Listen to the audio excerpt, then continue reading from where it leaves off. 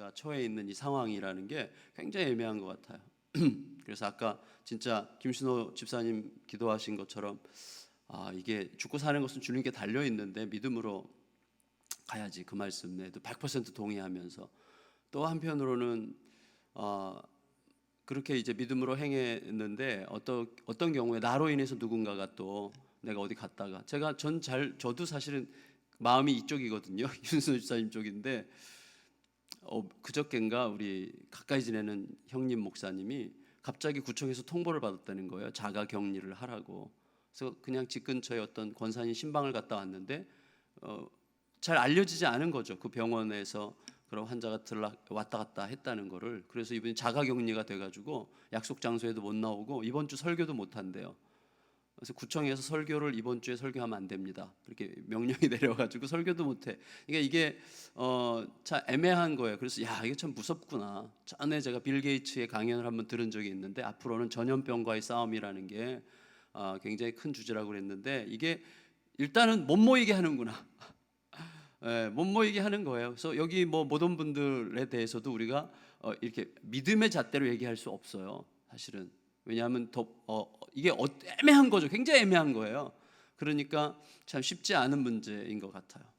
그래서 잘못하면 이게 단순히 질병 문제가 아니라 마음의 문제, 그리고 시험이 들 수도 있고, 뭐가 묘한 그런 게 생길 것 같아요. 마음으로 이렇게 믿음 없이 저래, 이렇게 얘기하면 또 그게 위험한 것일 수 있고, 또 어떤 경우에는 또 너무 과민한 것도 문제인데 또 과민할 수밖에 없는 상황도 있는 거고. 그러니까 이게 참 미묘하다. 여기서 하나님의 어떤 지혜가 우리에게 참 필요하구나, 이런 생각을 정말 많이 하게 되는 것 같아요. 갈릴리 가버나움에서 이제 예수님께서 안식일에 말씀을 가르치시는데, 오늘의 이제 포인트는 권위예요. 권위. 말씀의 권위. 여러분, 말씀이 일단 권위 있어야 되지 않겠습니까? 무슨 말을 했는데 지져라 이렇게 반응이 나오면 이거는 권위가 전혀 없는 거고, 말씀을 안 하니만 못한 거죠. 근데 지금 혹시 권위가 있는지, 말씀이 어떤 말씀이 들려질 때, 그리고 오늘날 시대에 말씀이 선포될 때 사람들이 그 말씀 앞에 정말 권위를 느끼고 복종하고 이 말씀대로 살아야만 하겠다는 생각을 하는 건지, 아니면 또 저 소리야 이런 식의 잔소리로 듣는 건지, 이거 정말 심각하게 생각해야 되는 부분 같아요. 그러니까 예수님께서 갈릴리의 가버나움 사람들이 사실은 나중에 예수님으로부터 사실은 약간 욕을 먹지 않습니까? 너희 좀 믿음이 없는 동네죠. 믿음이 없는 동네. 근데 거기 가서 이제 예수님께서 회당에서 말씀을 가르치시는데 사람들이 깜짝 놀랄 만한 말씀이었는데, 왜냐하면 본문이 뭐라고 그럽니까? 그 말씀이 권위가 있음이로라 그랬어요. 32절에 그들이 그 가르치심에 놀라니 이는 그 말씀이 권위가 있음이로라. 권위. 자, 권위 있는 말씀이에요. 권위가 있다는 건 뭡니까? 사실은 권위, 그러면 그 당시에 가장 권위 있는 사람들은 서기관과 바리새인들이죠. 그래서 권위자들이에요. 그래서 정말 말씀이 누군가를 압박해가지고 이 말씀대로 순종하지 않으면 큰일 날 것 같이 좀 이렇게 뭐라 그럴까요? 좀 심리적으로 압박하는 게 권위라면, 저는 바리새인과 서기관들에게 그런 권위가 있었다고 생각이 됩니다. 그렇지만 사실은 오늘 본문에서 말하는 권위는 그런 권위가 아니죠. 말씀에 강력하게 몰입하게 하고 마음을 지배해요, 말씀이. 그래서 내가 자발적으로 그 말씀 안으로 들어가게 하는 압도적인 힘이라는 의미에서의 권위라면 예수님의 말씀이죠. 사실은 거기서 끝나는 게 아니고 말씀이 역사가 되는 거죠. 사실은 말씀이 변화를 일으키고, 말씀이 바꾸고, 그 사람의 생각을 바꾸고, 마음을 바꾸고, 삶을 바꾸고, 그게 이제 권위죠. 권위. 근데 오늘날 사실은 우리가 이렇게 힘이 없는 굉장히 중요한 이유는 이제 권위가 없는 거죠, 말씀이. 그래서 사실은 이렇게 맛있는 말씀, 재밌는 말씀을 막 따라다니지만 사실은 그 말씀이 나를 바꾸는가를 생각해보면 말씀에 의해서 바뀌는 사람들이 많지 않다는 의미에서 권위가 떨어진 시대라고 할 수 있겠어요. 한마디를 어디서 듣더라도 전혀 알려지지 않은 어느 곳에 가가지고 말씀을 들었는데 그 말씀이 나를 바꿨다. 그 말씀이야말로 권위 있는 말씀이죠. 그래서 저는 어제도 누군가가 저에게 상담 전화를 하셨는데 제가 그랬어요. 다른 거보다도 당신이 직접 말씀 앞에 무릎을 꿇고 말씀을 읽어라. 성령의 도우심을 구하면서. 사실은 목사의 도움 너무 받으려고 하지 말아라. 무슨 누구 성경 공부 가르치는 사람들 도움 너무 받으려고 하지 말아라. 필요하지만 그 마음 자체가 이미 그것에 너무 의존되어 있기 때문에 배우는 것 가지고는 이거 안 된다. 말씀 앞에 무릎을 꿇고 말씀을 읽는 게 중요해요. 말씀 성령께서 가르치시잖아요. 성령께서 깨닫게 하신 거 한마디가 우리의 10년을 끌고 갈 수 있는 거거든요. 10년을 끌고 갈 수 있는 거예요. 그래서 여기서는 이제 그 말씀을 듣는 거죠. 말씀 읽으라는 말씀을 들음으로 말씀을 읽는 거예요. 중요한다고 생각이 됩니다. 물론 말씀을 잘 풀어서 설명해 주는 사람들도 반드시 있어야 되겠어요. 그렇지만 오늘 이제 본문에서 굉장히 중요한 건 뭐냐면 예수님의 말씀에 권위가 있었다는 거예요. 권위가. 사람들이 그 말씀 앞에 확 빨려 들어가고 그 말씀 속에서 이게 내 자신을 압도하는, 그래서 내가 자발적으로 그 말씀 앞에 복종하지 않으면 안 될 어떤 그런 마음이 강력하게 느껴지는 것이죠. 여러분, 마음에 약간의 결심, 약간의 위로, 약간의 너무 은혜 받았어, 너무 좋았어, 너무 재밌었어, 말씀이 너무 즐거웠어, 이런 것들은 사실은 저도 그런 얘기를 종종 들었는데 이게 무슨 의미지? 이런 생각을 정말 많이 하게 돼요, 제 자신에 대해서. 그래서 저도 모르게 말씀을 재미있게 하고 의미 있게 이렇게 좀 사람들에게 막 이렇게 전하려고 애를 쓰는 제 자신을 느낄 때마다 정말 내가 말씀을 전하려고 하는 건가? 뭘 하는 건가? 이런 이제 고민이 있는 거죠. 목회자의 고민이 있어요. 근데 여러분, 예수님의 말씀은 어떤 결심, 위로, 깨우침, 이거 굉장히 중요한 것들이지만 그런 것들을 주는 어떤 울림에 끝나지 않고 말씀이 곧 현실이 되게 하는 의미에서 진정한 권위가 있었다는 것을 오늘 본문이 얘기해 주는 거죠. 말씀이 변화를 일으키는 거죠. 뭔가 변화를 일으키는 거예요. 그래서 우리는 사람들의 마음속에 설득력 있고 듣기 좋고 감동을 주는 말씀에서 변화를 일으키는 말씀으로 가는가, 그리고 우리 자신도 성도의 입장에서 나는 내 귀를 기쁘게 하고 내 마음에 뭔가 감동을 주는 말씀을 찾아 헤매는가, 아니면 나를 바꿀 말씀, 나를 변화시킬 말씀을 내가 갈망하는가에 대해서 질문해야 된다고 생각합니다. 예수님께서의 말씀을 잘 가르치고 계시는데 아마 이 귀신이 가만히 숨어 있다가, 귀신 들린 자 속에 숨어 있다가 말씀이 이제 막 선포되니까 그때 막 소리를 지른 것 같아요. 회방하려고. 회당에서 크게 소리 지르는 이제 더러운 귀신에게 사로잡힌 사람이 있었어요. 더럽다는 거. 더럽다는 게 뭐예요? 지저분하고 막 쓰레기를 달고 다니고 그런 의미 아니겠죠. 더럽다. 우리가 에이 참 더러워서 이렇게 얘기하는데 그게 무슨 의미죠? 죄 문제가 해결되지 않았다는 거죠. 죄 문제가 전혀 해결되지 않은 어떤 상태를 더럽다고 이야기할 수 있어요. 그러니까 귀신은 죄 문제를 해결하는 자가 아니에요. 죄의 생산자죠. 그래서 더러운 귀신이죠.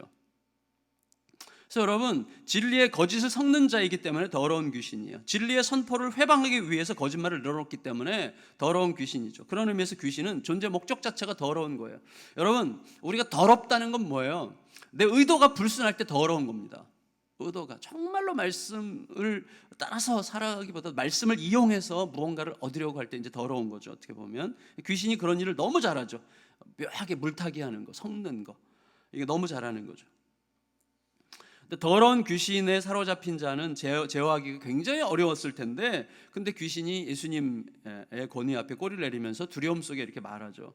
근데 귀신의 말은요 굉장히 교묘하기도 하고 명확하기도 해요. 왜 교묘한가 하면 나사렛 예수요, 나는 당신을 압니다, 이렇게 얘기했어요. 사실은 그 당시 굉장히 매우 의도적인 방해인데, 당시 사람들한테는요 한 개인의 알려지지 않은 이름을 내가 정확하게 알고 있다는 것을 공개적으로 밝힘으로 자신이 그 사람에 대한 통제력을 가질 수 있다고 하는 이런 모종의 공감대가 있었어요. 우리들도 있잖아요. 너 이름 뭐야? 이렇게 얘기하잖아요. 싸울 때 상대방을 통제하려면 너 이름 뭐야? 이렇게 얘기하잖아요. 이게 통제하려는 거거든요. 통제하려는 거. 그래서 우리가 당신과 무슨 상관이 있어서 우리를 멸하러 온 겁니까? 자, 여기 당신과 무슨 상관이 있어서, 이 말은 맞는 것 같지만 틀린 말이죠. 예수님은 죄인을 위해서 오셨고 귀신과 다른 세계에서 오신 분이기 때문에 귀신과 상관할 바가 아닌 것 같아요. 그럼에도 불구하고 예수님께서 오신 굉장히 중요한 목적에 대해서 우리가 알고 있듯이 요한일서 3장 8절은 뭐라고 이야기합니까? 하나님의 아들이 나타나신 것은 뭐라고요? 마귀의 일을 멸하려 하심이라 그랬어요. 히브리서 2장에서도 자녀들은 혈과 육에 속하였음에 그도 또한 같은 모양으로 혈과 육을 함께 지니심은 죽음을 통하여 죽음의 세력을 잡은 자 곧 마귀를 멸하시며 죽기를 무서워함으로 한평생 매어 종노릇하는 모든 자들을 놓아주기 위해서 오셨다, 이렇게 말씀하시죠.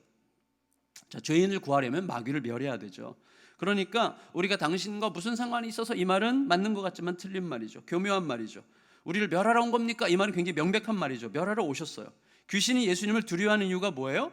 두려운 분이죠. 그래서 두려운 분이기 때문인데, 그래서 당신은 거룩한 분입니다 이렇게 얘기했어요. 두려워서. 더러운 자, 혼란케 하는 자, 망가뜨리는 자는 거룩하고 질서 정연하고 세우고 창조하는 권위자를 두려워하게 마련이죠.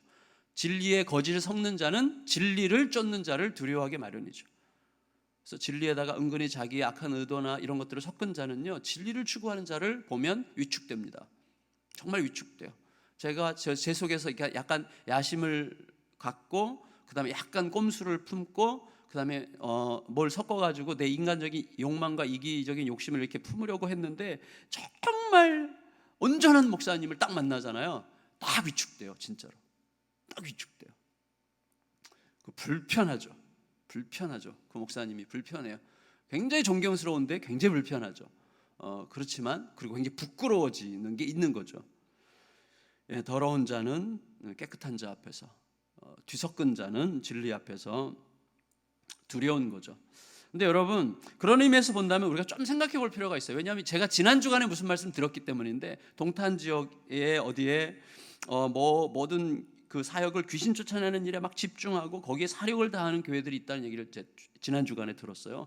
그리고 막 그런 교회들이 막 이게 왕성하게 부흥하고 있다고 얘기를 들었는데, 저는 이런 생각을 하게 됐습니다. 오늘 말씀을 보면서 그게 전혀 의미 없는 일은 아닐지도 모르겠어요. 그렇지만 너무나 효율적이지 않은 접근이다.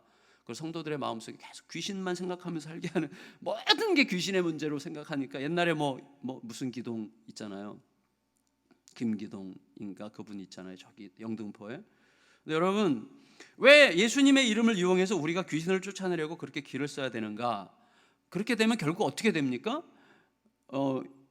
더러운 귀신 쫓아내는 능력이 있어 보이는 사람이 또다시 서서히 하나님의 자리를 대신하는 이런 모순에 또 빠지는 거예요. 사람들이 다 그 사람을 바라보면서 그 사람한테 가면 뭐가 있는 것 같이 이렇게 생각하는 것이죠. 하나님은 이렇게 얘기하죠. 나 너 불렀어. 너 나랑 너 나랑 깊은 사귐 속으로 들어가자. 자꾸 저 사람한테 가서 의지하지 말고 너 나랑 깊은 사귐 속으로 들어가자라고 하나님께서 말씀하시지 않겠어요? 또다시 서서, 그러니까 사람들로 하여금 나에게 의존적이 되게 하는 것이야말로 저는 굉장히 위험한 짓이라는 생각을 자꾸 하게 하시는 것 같아요. 그래서 여러분, 우리는 단지 예수님을 초대하면 돼요. 단지 예수님을 초대하면 돼요. 거룩한 영, 성령을 쫓으면 돼요. 예수님을 진짜 주인으로 모시고 예수님과 동행하고 그 말씀을 따라서 예수님의 마음에 온전하게 거하면 돼요. 그러면 귀신이 어떻게 찝쩍거립니까? 접근 못하죠. 여러분, 야고보서 4장 7절에서 너희가 마귀를 대적하라 그랬는데요, 마귀를 대적하라는 말씀 바로 앞에 뭐가 있는 줄 아세요? 하나님께 복종하라가 있고요, 그 말씀 바로 뒤에 뭐가 있는 줄 아세요? 하나님을 가까이 하라고 돼 있어요. 하나님을 복종하라, 마귀를 대적하라, 하나님을 가까이 하라예요. 이건 무슨 말이에요? 하나님을 한편으로는 가까이 하고 한편으로는 하나님께 복종하고 다른 한편으로는 마귀를 대적하고가 아니에요. 하나님을 복종하는 게, 하나님을 가까이 하는 게 마귀를 대적하는 거죠. 그래서 굳이 막 귀신 사역한다고 막 이럴 거 없어요. 예수님을 쫓아가면 되는 거죠. 여러분, 우리 속에서 우리가 진짜 예수님 안에 들어가고 예수님이 우리 안에 들어와서 연합을 이루어가는 것이 우리의 너무나 중요한 신앙의 목적 아닙니까? 그러면 되는 거죠. 예수님께서 귀신을 쫓아내셨어요. 뭐라고 얘기하시는가 하면, 한마디로 말하면 야, 고만 떠들고 그 사람한테 나가라, 이렇게 얘기하셨어요. 귀신이 나갔어요. 그러니까 그동안 귀신의 힘으로 버티고 있던 이 사람이 넘어졌어요. 귀신의 힘으로 딱 버티고 있다가 귀신이 나가니까 넘어지죠. 그렇지만 아무 상한 데가 없다고 이야기를 했어요. 35절 읽겠습니다. 시작. 예수께서 꾸짖어 이르시되 나오라 하시니 귀신이 그 사람을 무리 중에 넘어뜨리고 나오되 그 사람은 상하지 아니한지라. 예수님은요, 말씀 한마디로 귀신을 압도하셨어요. 그래서 사람들이 깜짝 놀란 이유가 뭡니까? 그동안 귀신 들린 자 앞에서는요, 모두가 다 무능해졌거든요. 어떻게 제어할 도리가 없거든요. 귀신 들린 자 앞에서 너무나 모두가 무능했던 그 상황 앞에서 예수님은요, 그 말씀이 나갔어요. 그냥 나가. 그랬더니 그냥 나가죠, 귀신이 곱게. 그러니까 말씀이 현실이 되는 현상 앞에 깜짝 놀랄 수밖에 없었어요. 그게 권위죠. 그래서 저는 어떤 말씀에 어떤 교회에 말씀의 권위가 있다고 할 때 그것은 사람들이 많이 모인다, 뭐 은혜를 받는다, 사람들이 감동이 있는다 보다도 훨씬 더 중요한 게 변화가 일어나는 거죠. 변화. 저는 그렇게 생각이 돼요. 사람들이 많이 모이는 건요, 맛있으면 많이 모입니다. 그러나 그 음식이 그를 진짜 건강하게 하느냐는 다른 문제일 수 있죠. 진짜 그 사람의 영혼을 바꾸느냐, 다른 문제일 수 있는 거죠. 그게 중복될 수도 있어요. 같을 수도 있는 거죠. 사람들이 많이 모이는 곳의 음식이 그 사람에게 진짜 영양분이 될 수도 있는 거죠. 근데 어쨌거나 예수님의 입에서 말씀이 나가니까 그 말씀이 곧 현실이 되는 거였어요. 말씀이 현실이 되게 하는 힘이 뭐예요? 그게 창조죠. 말씀. 빛이 있으라 하니까 빛이 있잖아요. 빛이 있으라는 말씀이 나가니까 빛이 생기잖아요. 초목들아 자라라 하니까 초목들이 나오잖아요. 말씀으로 세상을 창조하셨어요. 그러니까 말씀이 곧 현실이 되게 하는 것은 창조의 능력이죠. 그러니까 사실은 거기에 창조주가 계시는 거죠. 모든 사람들이 그 앞에서 어떻게 할 수가 없는 무능해지는 귀신이 거기 딱 있었을 때 아무도 어떻게 할 수 없었지만 예수님께서 나가라 하니까 현실이 되는 거 아니에요? 그러니까 거기 사실은 창조주가 그 자리에 함께 계시는 거죠. 창조주가. 저는요, 우리 교회에서 제자반을 통해서 또 뭐 무슨 프로그램을 통해서 또 마더와이즈나 이런 프로그램들을 통해서 제일 행복한 소리가 뭐예요? 몇 명 모였냐가 아니라 변화가 일어나고 있느냐예요. 변화가 일어나는 이야기를 들을 때 막 너무너무 기쁜 거죠. 사실은 거기 권세가 있는 거거든요. 진짜 성경적인 바람직한 변화가 일어나느냐, 거기에 이제 핵심이 있는 거죠. 오늘날 말씀의 권위가 없는 이유는 뭡니까? 10년 전이나 20년 전이나 말씀을 그렇게 들었는데도 똑같아. 아무 권위가 없는 거 아니에요? 아무것도 아닌 거죠, 사실은. 그래서 여러분, 우리가 귀신을 두려워하지 맙시다. 귀신의 장난처럼 보이는 불행과 고통과 혼돈스러운 상황을 두려워하지 맙시다. 사실은 지금도 이게 귀신이 끼어들 수 있는, 너무나 마귀가 끼어들어서 장난칠 수 있는 너무나 미묘한 상황인 것 같아요. 그래서 어려워요. 진짜 어려워요. 마귀는 진짜 똑똑한 놈인데 진짜 어려운 것 같아요. 그렇지만 이럴 때일수록 뭐예요? 우리가 집중해야 될 것은 뭐 그런 거 복잡하게 생각할 게 아니라 주님께 더 가까이 가는 게 뭔지, 그 고민이죠. 거기도 고민이 있습니다. 사실은 주님 앞에 순종한다는 게 뭔지.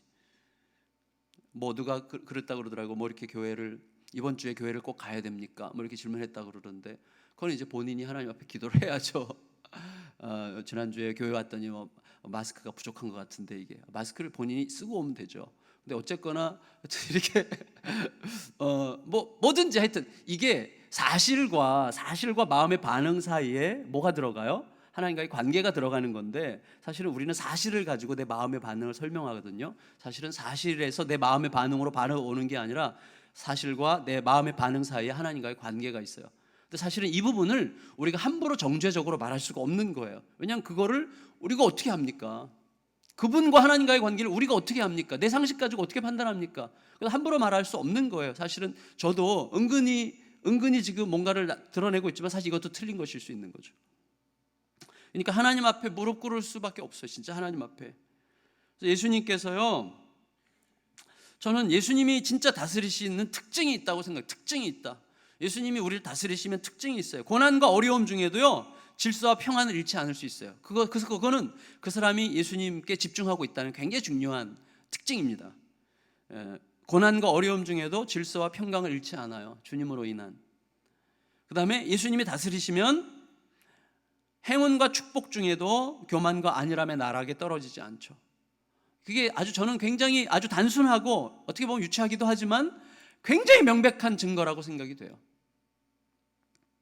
어느 순간이 딱 되면 굉장히 이기적이 된다든지, 어느 순간이 딱 되면 너무나 이해관계를 따진다든지, 어느 순간이 딱 되면 자기가 확 중심에 차지하려고 한다든지, 어느 순간이 딱 되면 너무나 절망해 버린다든지, 그런 경우에는 사실은 이 관계에서 뭔가 충분치 않은 거죠. 하나님과의 관계에서.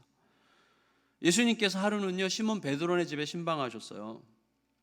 제자의 집에 신방을 가셨다는 게 참 좋은데, 예수님께서 그 베드로네 집에 가니까 베드로가 장모님을 모시고 살았던 것 같은데, 장모님이 열병으로 이제 고통을 겪고 계셨던 거죠. 그러니까 예수님께서는요, 제가 요 부분에서 예수님의 모습이 너무 좋았는데, 예수님은요, 문제 앞에 먼저 달려들지 않으셔요. 여기 가만히 보니까 이 37절, 38절 읽겠습니다. 37절, 38절 시작. 이에 예수의 소문이 그 근처 사방에 퍼지니라. 예수께서 일어나 회당에서 나가사 시몬의 집에 들어가시니 시몬의 장모가 중한 열병을 앓고 있는지라 사람들이 그를 위하여 예수께 구하니. 제가 왜 여기서 발견했는가 하면 저에게 없는 부분, 제가 정말 고치고 싶은 부분이 여기 예수님께 있어서 그래요. 그게 뭐냐면 시몬의 장로가 중한 열병을 앓고 있는지라. 저 같으면 사람들이 구하기 전에 먼저 나서요. 저는 사실은 이 부분이 굉장히 중요한 것 같았어요. 저에게는 굉장히 중요한 포인트 같이 느껴졌어요. 예수님 그냥 계세요. 시몬의 장모가 열병을 앓고 있는데 그냥 계세요. 사람들이 구할 때 비로소 움직이세요. 저는요, 이 부분에서 뭘 느끼는가 하면 예수님이 수동적이거나 책임지지 않고 싶어서가 아니라 사람들과의 관계보다 하나님과의 관계에 훨씬 더 적극적이시기 때문에 이런 모습들이 종종 나타난다는 것을 알게 돼요. 하나님과의 관계가 최우선이 되잖아요. 저는 말이 빠르고 생각이 빠르고 행동이 빨라가지고 이 부분이 제일 약한데, 진짜 약한데, 이 부분을 계속 도전하세요, 하나님께서. 근데 하나님과의 관계가 항상 최우선이 되면 하나님의 뜻이 분명하기 전까지는 움직이지 않아요. 누가 뭐라고 해도 움직이지 않죠. 저는 이 태도가 너무 중요하다고 생각이 돼요. 이 장점을 가지신 분 중에 한 분이 이찬수 목사님이더라고요. 이분은 뭐 예를 들면 이런 거죠. 저는 사실 이분이 별로 안 좋은 게 있었어요. 사실 전에 좀 이렇게 이분과 별로 기분 나쁜 게 하나가 있었고, 그래서 이제 그것 가지고 서로 이제 언쟁을 벌인 적이 있었는데 결국은 이제 잘 화해가 됐지만 오래전이죠. 한 4년 전쯤에. 근데 그 어간에 제가 들은 거예요. 같이 이제 사랑의 교회에서 부목사 생활을 하다가 일산에다 개척한 친구가 있는데 그 친구가 교회에다가 요청해서 분당 우리 교회 좀 힘든데 좀 지원을 조금씩 해주면 어떻겠는가, 이렇게 지원을 했는데 단칼에 잘랐다고 그러더라고요. 굉장히 친한 관계였는데 제가 늘 마음에 남았어요. 사실 교회에서 어딘가를 후원한다고 할 때 사실은 관계도 여러 가지 관계, 여러분 각 다락방에서 할 때도 다 이제 관계들에 의해서 지원하는 거 아니겠어요? 그리고 그걸 또 교회가 인정해 주는 거죠.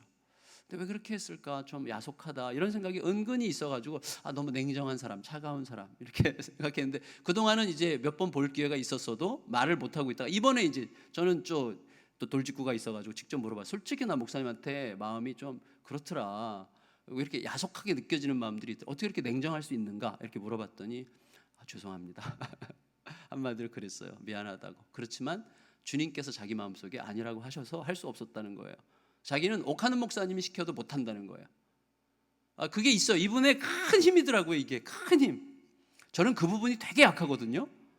그래서 누가 막 이렇게 하면 해벨레 해가지고 그래 해야지 이렇게 하는 거죠. 저는 너무 약해요. 그런 부분이. 근데 참 다른 제3자에게는 굉장히 냉정해 보이고 너무 차가 보일 수 있지만 이걸 하나님께서 기뻐하실 수 있겠다 이런 생각이 전 이번에 강하게 들었는데, 그래서 하나님과의 관계가 항상 최우선이면 하나님의 뜻이 분명해지기 전까지는 움직이지 않아요. 누가 뭐라고 해도 움직이지 않죠. 그렇지만 하나님의 뜻이 분명해지는 순간 누구보다 아주 빠르죠.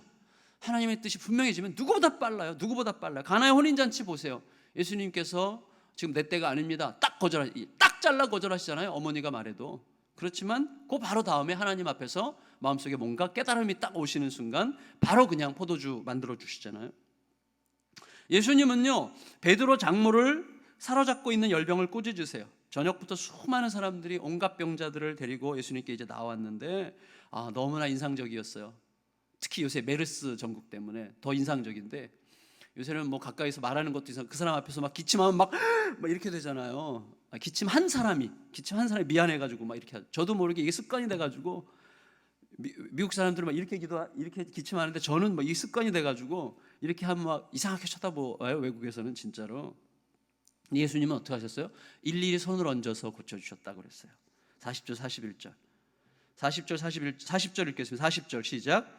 해질 무렵 사람들이 온갖 병자들을 데리고 나오매 예수께서 일일이 그 위에 손을 얹으사 고치시니. 일일이. 여러분 거기 전염병 환자들이 왜 없었겠어요? 전염병 옮길 수 있는 환자들이. 근데 일일이 손 얹어서 전염병 환자 만진 손으로 그 다음 사람 만지고 뭐 이렇게 하면서 요새 이제 교회에서는 예배 시간에 예배 끝나고 나갈 때 악수하지 않기로 이렇게 하더라고요. 그것도 뭐 저는 필요한 조치라고 생각이 됩니다. 내일 저도 그 광고를 하려고 그러는데 악수 가능한 한 하지 마시라고. 내가 옮길까봐가 아니라 내가 혹시라도 옮길 수 있으니까. 그런데 여러분, 예수님은 그 일일이 손을 얹어 고치셨다는 말이 그렇게 와닿았어요, 제 마음속에. 예수님의 그 은혜로 우리가 그 당시에는 약도 없고 병원도 별로 없는데도 불구하고 예수님 다 일일이 손을 얹어서, 그게 뭐예요? 아버지의 손길 아니에요? 아버지의 손길, 자비와 긍휼의 손길 만져주셨어요. 병은 사라지고 귀신은 떠나갔어요. 여러분, 예수님은 그 은혜로 우리가 서로를 향해서 보이는 긍휼과 자비로, 저는 진짜 전염병 뭐예요? 원망, 불평, 비난의 바이러스. 사실 진짜 전염병은 죄죠. 죄. 사실 죄 치사율은 100% 아닙니까? 죄. 우리가 사실 놓치는 게 있어요. 정말 치명적인 바이러스가 있는데 거기에 대해서는 사람들이 일상에 묻혀가지고 아무렇지도 않게 그냥 살아. 사실 지금 죽어가고 있는 거잖아요. 지금 죽어가고 있잖아요. 죽어가고 있는 중이에요. 우리 모두가 사실은 죄로 인해서 그 문제가 해결되지 않은 채 그 바이러스를 계속해서 전염시키면서 살아가고 있는데, 그 부분에 대해서는 너무나 안일한 거죠. 어떻게 보면 여러분, 말씀에 의해서 하나님과의 관계가 바로 세워지고 복음이 깨달아지고 예수 그리스도가 우리의 삶을 다스리기 시작하면서 중심의 생각이 바뀌고 태도가 바뀌고 그 결과 삶이, 관계가, 가정이 바뀌고 그 결과 교회가 바뀌어요. 그리고 세상이 바뀌어요. 그렇게 될 때 그것을 뭐라 그래요? 권위 있는 말씀이라고 이야기할 수 있는 것이죠. 항상 변화는 여기서부터 시작되는 거죠. 중심에서부터, 여기서부터 시작되는 것입니다. 변화를 일으키는 게 진짜 권위예요. 예수님의 말씀의 권위는 예수님 자신에게서 나오는 것이었지만 오늘 본문은 우리에게 주목하기 바라는 말씀을 마지막으로 덧붙이세요. 42절 43절 읽고 마칠게요. 42절 43절 읽겠습니다. 시작. 날이 밝음에 예수께서 나오사 한적한 곳에 가시니 무리가 찾다가 만나서 자기들에게 떠나시지 못하게 만류하려 하매 예수께서 이르시되 내가 다른 동네들에서도 하나님의 나라 복음을 전하여 하리니 나는 이 일을 위해 보내심을 받았노라 하시고. 뭐예요? 여러분 보세요. 오늘 같으면 이거 대박 아닙니까? 예수님께 사람들 치유해서 치유 사역을 해서, 제가 여기서 우리 목요일 날 특별 목요 성령 집회 한번 합시다. 우리 교회 기도 너무 안 하니까 기도 좀 합시다. 그래서 내가 목요 성령 집회를 주도했는데 제가 갑자기 은혜가 와가지고요, 오늘 환자들 전부 다 나오세요 앞으로. 그래서 제가 일일이 다 손을 기도했는데 다 났어. 난리가 나서 귀신이 나가고 막 못 걷던 사람이 일어나고 휠체어 타고 온 사람들이 막 걸어서 나가고 막 이런 난리가 났어요. 이 지역에 향남 얼마나 조그맣니까? 향남의 소문이 쫙 퍼졌어요. 향남의 소문이 쫙 퍼지고 나니까 어떻게 해요? 막 사람들이 이제 몰려오는데 이거 뭐 구름대같이 몰려오지 않겠어요? 다 막 데리고 막 사방에서 나오는데 제가 저 오늘부로 사임하고 딴 교회로 가겠습니다 그러는 거예요. 지금 예수님께서 오늘날로 치면 대박인데 사람들이 막 구름대처럼 몰려오는데 예수님께서는 내가 다른 동네도 가야 되겠다. 그래서 거기서 사역을 접으시고 딴 데로 가세요. 예수님. 여러분, 사람들은요 결국 자기 필요에 의해서 움직여요. 사람은, 우리 자신도 거기에서 면제되지 않습니다. 사람들은 결국 자기 필요에 의해서 움직이지만 예수님은 사람들이 정말 자기에게 필요한 게 뭔지를 잘 모른다는 것을 사람들에게 깨우쳐 주시기 위해서 오셨어요. 정말 너에게 필요한 것을 너가 알고 있는가라는 것을 질문하기 위해서 오셨어요. 정말로 필요한 것을 구하는 자리에 가도록 우리를 가르치시기 위해서 오셨죠. 근데 지금 예수님께 나오는 사람들은 자신들의 진짜 필요가 뭔지를 제대로 알고 있는지 잘 모르겠어요. 그리고 동시에 하나님의 필요가 사람의 필요를 넘어선다는 것을 가르치시기 위해서 오셨죠. 여러분, 하나님의 필요보다 하나님의 이끄심이 더 우선이에요. 사람들의 필요보다 하나님의 이끄심이 우선이죠. 사람들이 어떻게 생각할까 이끌리지 않고, 내 욕망에 이끌리지 않고 하나님이 뭘 원하시는가에 정말로 이끌리는, 여러분, 하나님이 원하시기 때문에 사람들의 필요가 우선이 되는 경우가 있어요. 동시에 하나님께서 원하시기 때문에 사람들의 필요로부터 돌아서야 하는 경우도 있는 거죠. 때로는 사람들에게 매우 냉정하고 차갑게 혹은 엉뚱하게 느껴지는 수도 있을 것 같아요.